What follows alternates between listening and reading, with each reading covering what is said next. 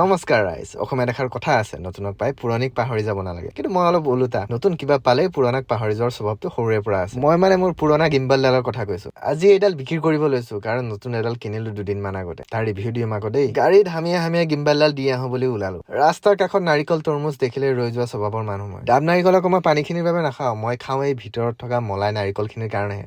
গিম্বলডাল গতালো ভাইটিটোক, আশা কৰো ইও চাগে মৰমতে ৰাখিব মোৰ দৰে গিম্বলডালক। বিহুৰ বতৰ, শুনিলো ওচৰতে ফাংচন হৈ আছে, চাই আহো বুলি এপাক ওলালো। এয়া আমাৰ গ্ৰুপ নক্ষত্ৰ, অলপ প্ৰগ্ৰামে দেখাই দিছো ৰাইজ, ভাল পালে মাতিব দেই আপোনালোকৰ ওচৰৰ বিহুলৈ।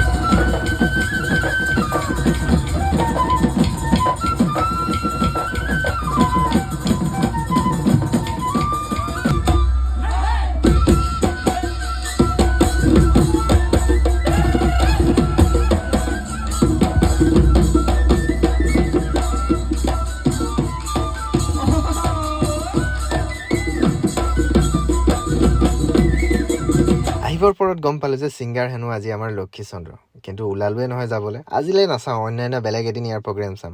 আজিলৈ ভিডিঅ'টো ইমানতে সামৰিছো, লগ পাম আৰু এটা বেলেগ ভিডিঅ'ত।